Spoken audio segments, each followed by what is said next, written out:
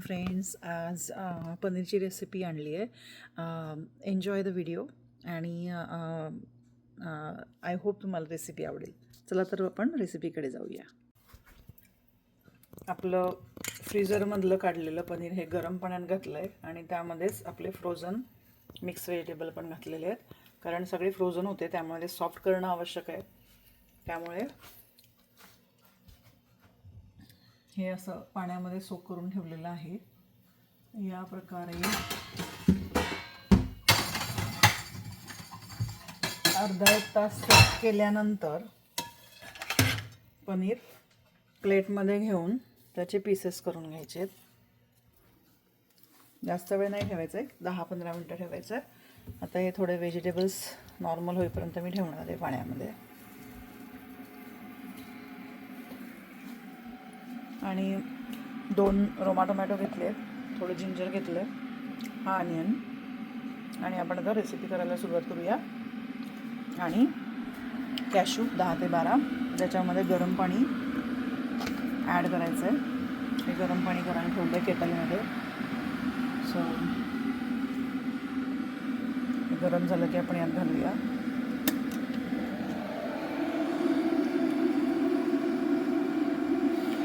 आणि उरलेलं पाणी आपण नंतर ग्रेव्हीसाठी यूज करूया. चला तर रेसिपीकडे. हे जे मिक्सरमध्ये आपण ठेवलेलं आहे त्याची प्युरी करून घ्यायची आहे. आता आपण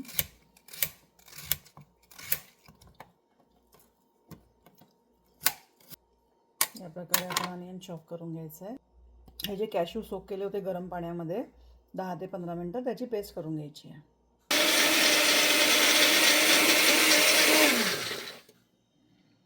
आपली कॅशू पेस्ट आता झालेली आहे.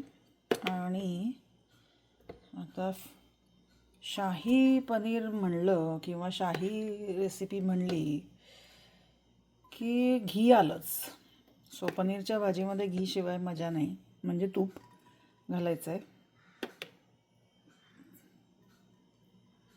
आणि ते गरम झाल्यावर आपलं अनियन सोडायचं आहे, किंवा आपले आधी खडे मसाले सोडायचे आहेत. सॉरी, मसाल्यामध्ये आता आपण काय काय घेतले ते दाखवते. 2 लवंगा घेतलेत, 2 ग्रीन कार्डेमम घेतलेत, 1 इंच दालचिनी घेतली आहे, जिरं घेतलं आहे आणि तेजपत्ता घेतला आहे, एकच पत्ता घेतला आहे. असं हे आपण फोडणीसाठी घालायचं आहे तूप गरम झाल्यावर. आणि मग अनियन टाकायचं आहे. जसं आपण इतर भाज्यांमध्ये मोहरी जिरं घालतो तसं पनीरच्या भाजीमध्ये खडा मसाला असतो तडक्यासाठी.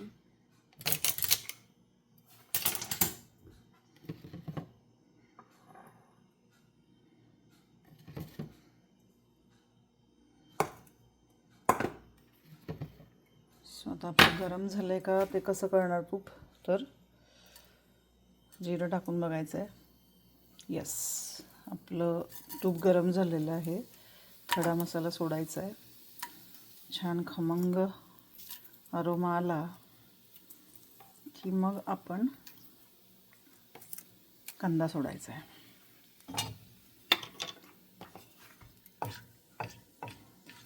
आता त्या मसाल्याचा छान खमंग असा अरोमा यायला सुरुवात झालेली आहे. लक्ष ठेवायचं आहे की वेलदोडा वगैरे किंवा लवंग फुटायला नको आहे. त्याच्या आत आपण अनियन घालायचं आहे.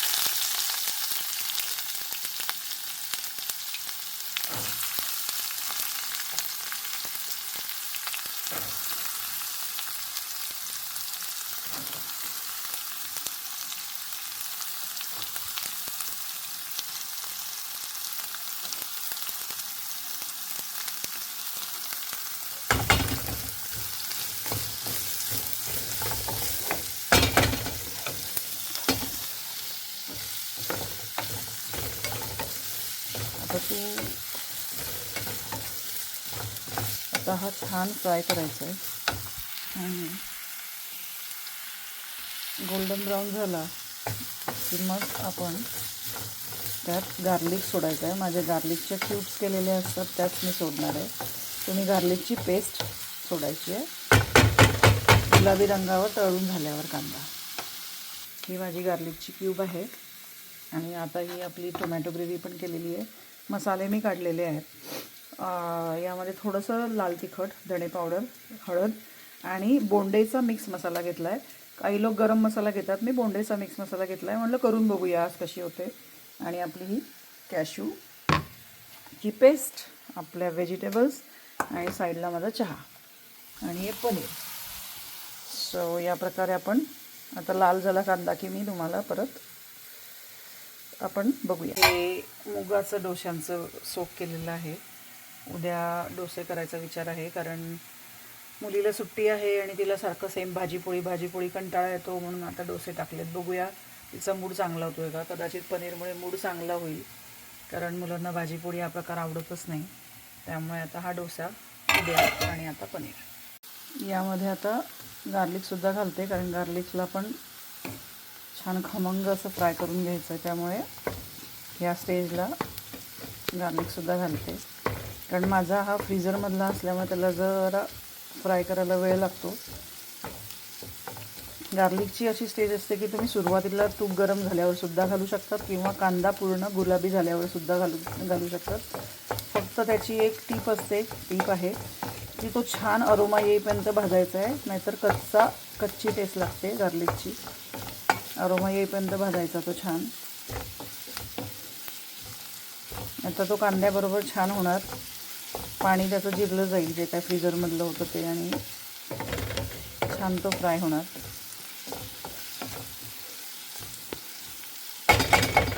ही टीप लक्षात ठेवा, तुमचा फ्रीझरमधला असेल तर लवकर ॲड करायचा आहे. जर तुमची रेग्युलर फ्रेश पेस्ट असेल तर कांदा लाल झाल्यावर घालायचा. हे बघा, कांदा छान असा कमी झाला आहे क्वांटिटीने आणि तेल सुटायला सुरुवात झाली आहे. जेव्हा साईडला तेल किंवा तूप जे काय आपण घातलं होतं फ्राय करायला ते सुटायला लागलं म्हणजे तो कांदा झाला आहे. आता आपण टोमॅटोची प्युरी जी केली होती, छोटे 2 कांदे घेतले होते, तसेच 2 टोमॅटो पण घेतले होते. 2 छोटे कांदे तर 2 रोमा टोमॅटो छोटे असे या प्रकारे घेतले. आता टोमॅटोचं पाणी सुकेपर्यंत त्याला फ्राय करायचं आहे, कारण टोमॅटोमधलं पाणी जिरलं की परत तेल सुटायला सुरुवात होईल, म्हणजे आपला टोमॅटो फ्राय करून झालेला आहे. अशी ती त्याची टीप आहे. दुसरं या भाजीचं सिक्रेट आहे, दूध थोडंसं घेतलं आहे मी आणि त्याच्यामध्ये मिल्क मावा, एक पावडर म्हणून मिळते मिल्क मावा म्हणून, ती घातली आहे. एकंदरीत खव्याचंच काम ती करते क्रीमी होण्यासाठी. तुम्ही क्रीम घाला किंवा दूध आणि मिल्क मावा घाला, ती भाजी गुळचट होण्यासाठी मदत होते. या प्रकारे मिक्स करून घेते.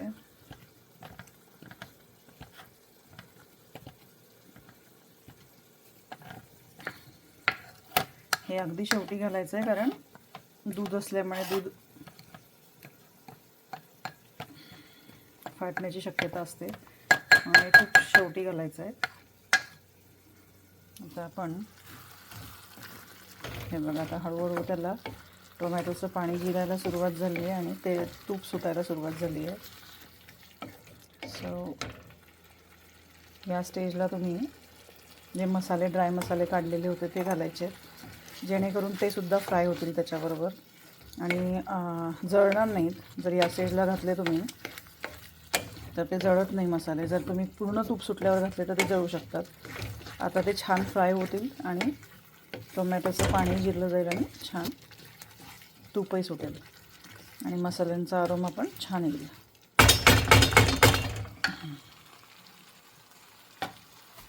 तेल तूप सुटलं की आपल्याला कॅशू पेस्ट घालायची आहे. हे बघा, आता तुम्हाला टोमॅटोचं पाणी जिरलं आहे आणि तुम्हाला खालचं बेस दिसायला लागलं आहे आणि तूप सुटलेलं आहे. जेव्हा असं क्लिअर बेस दिसतो तेव्हा त्यावेळेला दुसरा इन्ग्रेडियंट घालायचं असतं नेहमी. आता आपण कॅशू पेस्ट घातलेली आहे. आता ही छान मिक्स होईपर्यंत करायचं आहे. काय ना, माझ्या मुलीला स्पायसी आवडत नाही जास्त, ती टॉलरेट नाही करू शकत. त्यामुळे जे काय आपण घातलेत मसाले किंवा तिखट ते माइल्ड होण्यासाठी एकतर कॅशू पेस्टचा उपयोग होतो आणि दुसरी गोष्ट आता मी मिल्क मावा ते घालणार आहे, त्याने पण थोडा सपोर्ट होईल. चवीप्रमाणे सॉल्ट घालूया.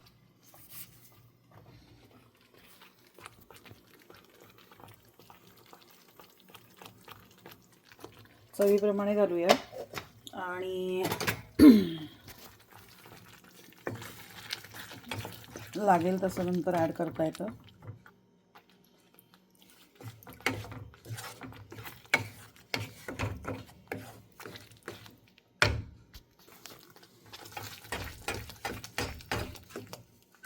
आता काजू पेस्ट चांगली छान फ्राय होऊ द्यायची आहे, कारण काजू पेस्ट पण कच्ची राहिली की भाजी चांगली होत नाही, त्यामुळे चांगली कुक होऊ द्यायची.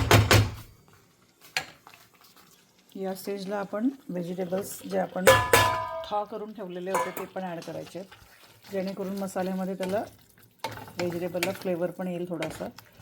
मसाला आणि सॉल्ट त्याच्यामध्ये जिरेल आणि ते व्हेजिटेबल्स थोड्या टेस्टी होतील.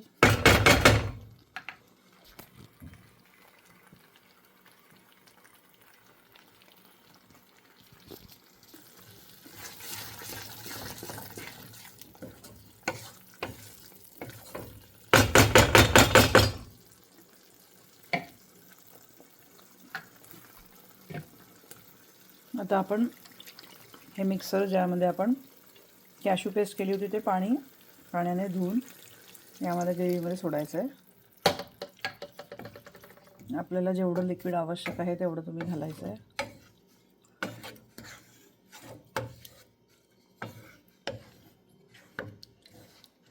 आता ही खूप घट्ट झालेली आहे, त्यामुळे मी थोडं पाणी अजून ॲड करते.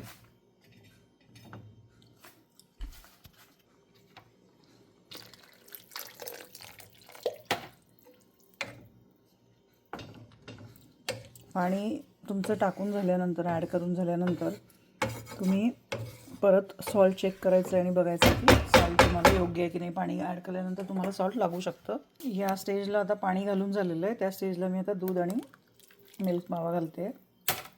मिल्क माव्याचा उपयोग याच्यासाठी होतो, थोडी थिकनेससाठी हेल्प होतो कॅश्यूमुळे आणि मिल्क माव्यामुळे, आणि थोडी स्वीट टेस्ट त्याची तयार होते. आणि मुलांना आता ती थोडी खूप पातळ आहे, मला आता उकळायची ती सगळी भाजी. उकळून घट्ट झाली की मग पनीर सोडणार.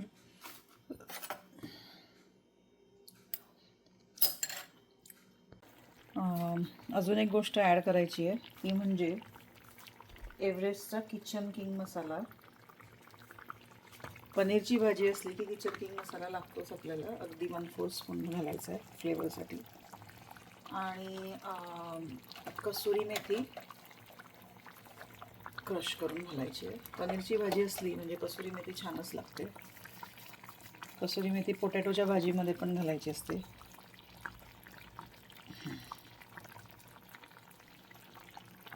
आता ही मसाला आणि कसुरी मेथी बरोबर शिजल्यामुळे याला फ्लेवर चांगला येणार.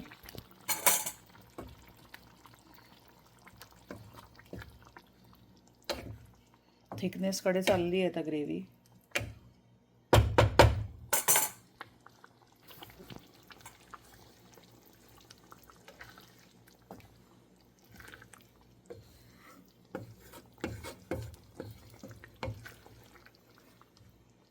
मी पनीरचा थोडा चुरा पण घातलेला आहे. तुमचं पनीर चिरताना जेव्हा ते क्रम्स त्याचे पडतात, ते क्रम्स मी सोडलेले, त्यामुळे काय होतं, त्या पनीरला एक फ्लेवर येतो आणि थिकनेस पण वाढतो ग्रेव्हीचा. सो अशा प्रकारे ही ग्रेव्ही आता साईडला असं थोडंसं तूप सुटायला लागलं आहे, बघा तुम्हाला दिसत असेल, थोडं तूप सुटायला लागलं आहे. आणि आता 1-2 मिनटामध्ये मी पनीर सोडणार आहे. पनीर अगदी 2 मिनटंच बॉईल करायचं आहे आणि मग गॅस बंद करायचा आहे.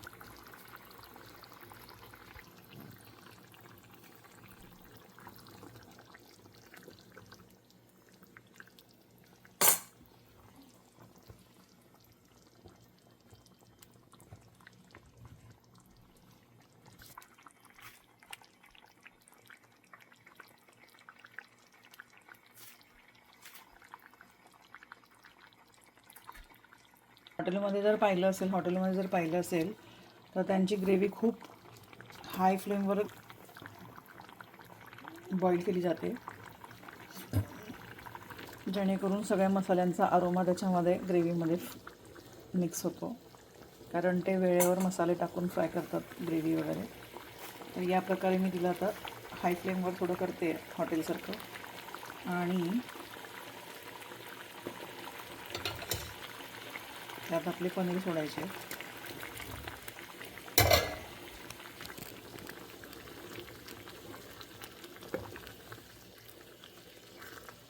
आता हाय फ्लेमवर थोडंसं 2 बॉईल झाल्या की आपलं पनीर झालेलं असेल.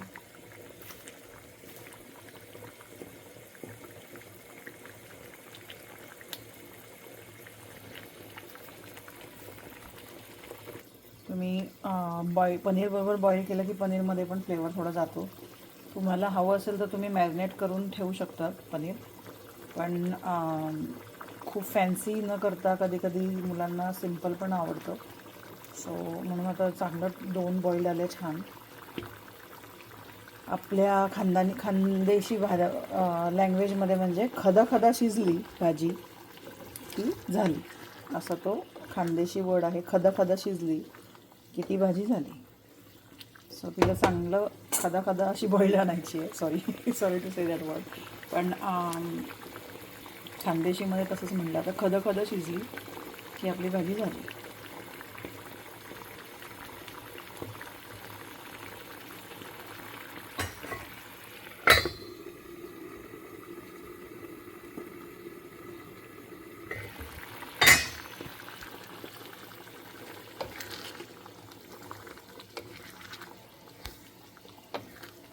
आता त्याची क्वांटिटी पण व्यवस्थित झाली आहे ग्रेव्हीची, आणि थिकनेस पण व्यवस्थित झाला आहे, आणि आपली भाजी खरंच झालेली आहे. माझी रेसिपी आवडली असेल तर लाईक करा, शेअर करा, सबस्क्राईब करा गीता US रसोईला. Thank you for watching my video. Have a nice day. Thank you. Bye bye. See you letter.